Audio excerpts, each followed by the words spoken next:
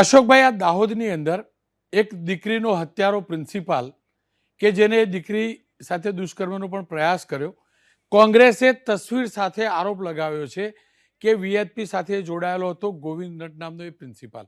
હકીકત છે શું? 2 વર્ષ પહેલાં એ અમારી સાથે જોડાયેલા હતા, અમારી સાથે કામ કરતા હતા, પણ એમની ગતિવિધિઓ, એમના જે પ્રકારના કાર્યો અને જે તે એન્ટી નેશનલ કામ કરતા હતા એના કારણે અમે અમારા કામમાં એમને મુક્ત કર્યા હતા. અમારા કામની અંદર એમને સાથે અમે રાખ્યા નહોતા.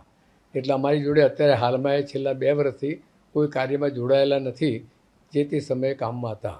અને અત્યારે હું પોતે એટલું કહું છું કે આવા નરાધમો જે પણ હોય, એ કોઈ પણ પાર્ટીના હોય, કોઈ પણ પક્ષના હોય, કોઈ પણ સંસ્થાના હોય, જેવા આવા કૃત્યો કરે એને તાત્કાલિક ફાંસીની સજા કરવી જોઈએ.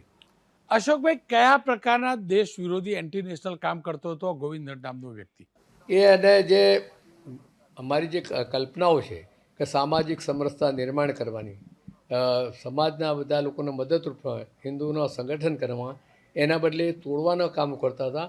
અને અનેક એવી જે ગતિવિધિઓ ચાલતી હતી રાષ્ટ્રીય, એની સાથે જોડાયેલા હતા. અને એટલા માટે અમે પછી એમને કામમાંથી મુક્ત કરેલા. પણ અશોકભાઈ, એની ગતિવિધિ આ જ પ્રકારની હતી, દેશ વિરોધી અથવા તો માનવતા વિરોધી.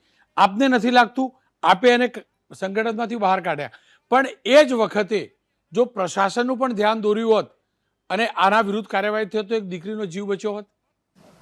અમે તો જો એક વસ્તુ છે, અમારી સાથે લાખો કાર્યકર્તા અમારી સાથે કામ કરે. અમે એક સારી દિશામાં સારા માટે કામ બધાને ઉપયોગમાં લઈએ છીએ. અને બધા આટલા બધા લાખો સંખ્યામાં કાર્યકર્તા કામ કરે છે, બધા પ્રેમથી, લાગણીથી, દેશદાસથી કામ કરે છે. ક્યારેક કોઈક વ્યક્તિ આવો નીકળી જાય તો અમે એને એટલું કહીએ, એને સુધારવાની તક આપીએ. અને સુધારવાની તક આપીએ. એને જો એની સામે કોઈ ફરિયાદ ના કરીએ, માણસ સમાજની વિરુદ્ધ થઈ જાય, એના કરતાં અમે એને મુક્ત કરીએ એટલે ઓટોમેટિક ફરી પાછો કામમાં લાગી જાય. એટલે 2 વર્ષ સુધી અમે એને કામમાં લીધો નથી. અને એની આ ગતિવિધિઓના કારણે અલગ અલગ પ્રકારનું ખાલિસ્તાન, આ બધા પ્રકારના અલગ અલગ ભિલિસ્તાનની પ્રવૃત્તિઓ કરતા હતા કે જે આપણને સમાજની એકતા તોડવાનું કામ કરતા હતા.